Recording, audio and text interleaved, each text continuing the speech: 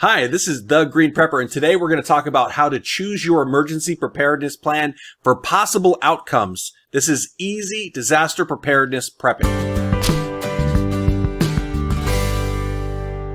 Now, a lot of people want to be able to be prepared when they are thinking about things that could possibly happen at, in, or around their homes. Now, you don't want to get off onto crazy tangents and think, oh, what if the aliens are gonna come and take me, or we're gonna be hit by an asteroid or stuff. What you want to do is you want to focus on realistic things that happen in your area that could drastically affect the way that you and your family live in your home, in your area, and how you survive as a family. So some basic things that you want to look at are things that happen in your area regularly, right? So we see the things that happen on the news. We see the things that happen on the internet that are happening in our homes, and we don't really think and pay attention to those things that are happening. I am actually going to have all of the sites that I'm going to share with you today on a blog post that'll have all the links so you can check this stuff out today. But this is basically a free resource for you to be able to find ways that you can prepare sensibly, smartly for things that do happen in your area, so that if you prepare for that basic eventuality, then you will be prepared in the future for other things. And once you are prepared for that particular scenario, you can grow and learn other things, other skills, other ideas, and you can prepare for other scenarios. But if you prepare for things that do happen in your area, that have happened in your area, and as they say, if you do not learn history, you are doomed to repeat it, right? So learn about the things in your area, or if you are looking to buy a house, move to somewhere, this is the research you would probably want to before you move there and before you set up a new home, homestead, or community for your family. All right. One of the first places that is really good is climatecheck.com. Now, a lot of people are not going to this info because they don't like climate mentions about anything. But what you can do is you can go ahead and put in your street address, or you can go ahead and put in a city or state, and you can see things that happen in that area and things that you can easily prepare for, right? Drought risk, extreme. Heat risk, very high, so it's going to be very hot there. Storms, depending on what kind of storms they have, right?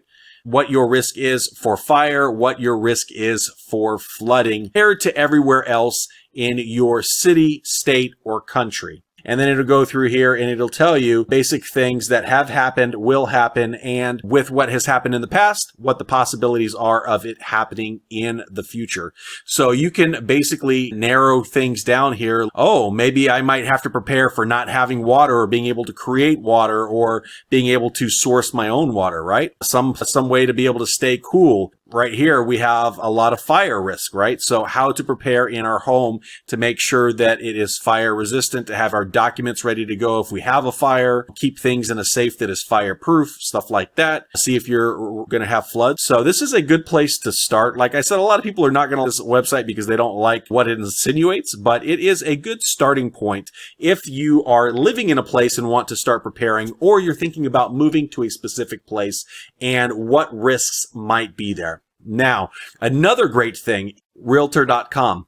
Now, Realtor.com, what they have is they actually have a wildfire map and a flood map, and you can actually see where it has flooded inside of locations. So right here, it's color-coded. Let me move myself here.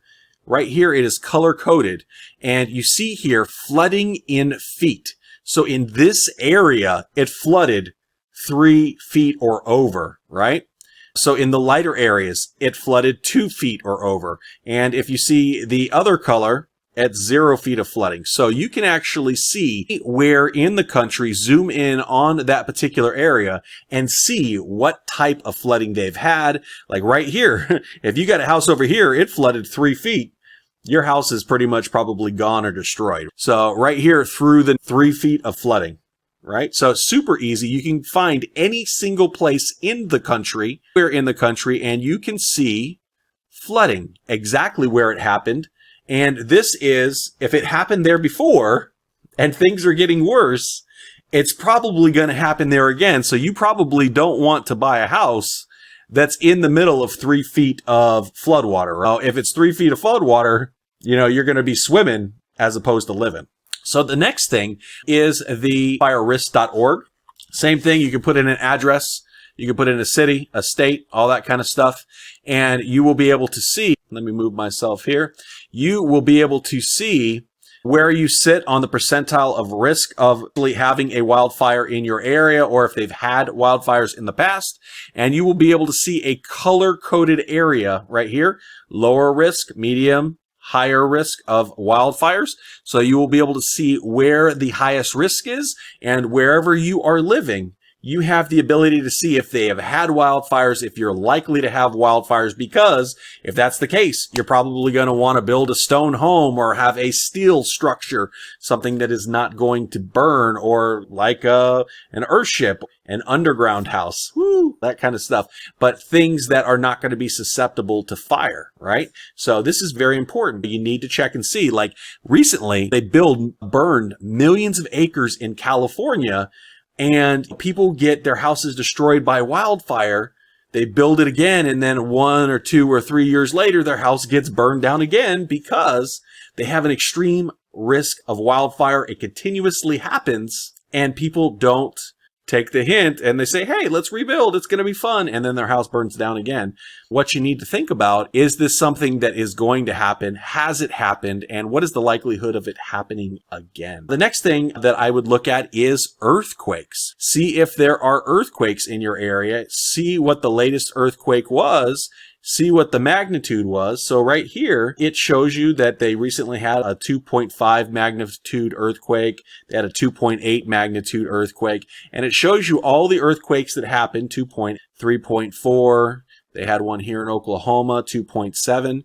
So they show all the earthquakes that happen in the U.S. and other countries, right? So you can find out pretty much anywhere that you live or want to live, earthquakes. You want to think, am I susceptible to having an earthquake where I live? So like I used to live in California in '89 when they had the huge earthquake there, where highway bridges were dropping and holes in streets happened and houses were shaking and all that kind of stuff. So you might want to say, if I'm going to live here and they have earthquakes, is my house to sustain earthquakes? Are the surrounding houses built to sustain earthquakes? If there's an earthquake and gas lines pop and there's fires and stuff like that, and they're susceptible to having wildfires, what do I need to do to protect myself and my family? So if you are going to decide to go to some place that has that kind of disaster, what are you going to do to protect your house, to protect your family, and to protect the people around? Next thing that I would say is look at military bases. Now, the thing is,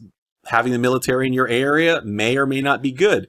But one thing that a lot of people think about is, anybody ever decided to do like a nuclear attack on the US, right? They're probably going to be aiming for military bases. So any place that has a military base, is it going to be safe in your area if people are going to be targeting that particular location? So you need to find out, are there military bases in my area? Is this going to put my family at risk? A couple of years back, when they had all the scares where people were mailing stuff to politicians and military bases and stuff like that, and sending things that go boom inside the mail, they were sending it to military bases, right? They are targets because they are the people who protect our country, right?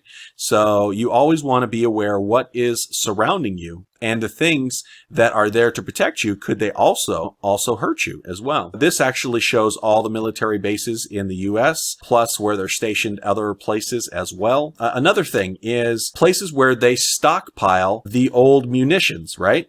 So there are places in the country that stockpile these old munitions, where they are either dismantling them or they are holding them just in case that they need them, right?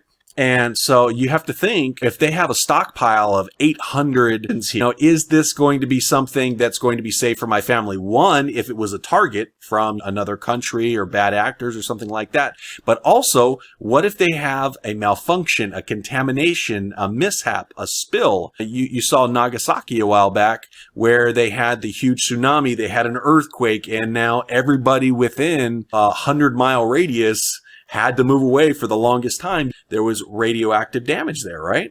You really have to be aware of what is surrounding you. So if there's a stockpile of 600 munitions and they're super old from the 80s and 90s, could something happen to them? Could they deteriorate? Could there be an accident? Could there be a mishap? So if you're living in this area, how likely is it for there to a nuclear munitions leak, right? And radiation lasts for 30 years. If there's a mishap, if you're living in this area, it might not be too good for you. Same thing here. All of the people that have the nuclear power plants. So as we saw with Fukushima, right now they have the battles going in that other country with a U, and they are targeting nuclear power plants, right? You have to look and see, is there a nuclear power plant in my area? What happens if there's a hurricane and it takes it out and then there is radiation leak, contamination of the water surrounding there? If it has a meltdown and there's fallout, right? Is it worth it to live near a nuclear power plant to get unlimited energy? But what happens if it ever shuts down, if it has a mishap, if there's a natural disaster? New Orleans, what do they get? Flooding and hurricanes, right? Same thing with Florida, flooding and hurricanes. So you have to be aware of what is surrounding you and what may possibly harm you and what you need to prepare for, right? So if you're living in an area, you live down here, right? You live down the street, you're probably going to want to have some gear to be able to wear so that in your way away that you can protect yourself from radiation. Iodine pills, a radioactive gear, a radioactive scanner, stuff like that. But the thing is being aware of your surroundings. Don't be the ostrich with your head in the sand and not paying attention to what is around you, because there are things all around us. And if we're not aware, we can be very surprised. Same thing with this, okay? Federal prisons. They house 2,000, 4,000, 6,000 people. And I don't know if you remember, but at the beginning of the pandemic, they didn't really have the ability to take care of people. So they started just releasing convicts. They opened the doors and just let them out. What's it going to say for you if you are living over here, right? You're living over here right off the highway and they release 4,000 people unbeknownst to you that have been sitting in there doing nothing for the last year, right? Is it going to be smart to live right down the road? I don't know. It's always good to stay abreast of what's happening, what's around you. Same thing like Houston. They get hit by a hurricane, the power goes out. They got 6,000 people staying in there. What's going to happen if all the gates open? Or another pandemic comes and they just let everybody out, It's not going to be good for the surrounding population. That's a fact. This has just been some quick information on being able to choose your emergency preparedness plan for possible outcomes. And it's an easy disaster preparedness prepping info video. Like I said, I'll have the links about this on my blog. I'll have a link below. But you really just want to pay attention to your surroundings. Find out the things that have happened in the past. Find out things will happen in the future.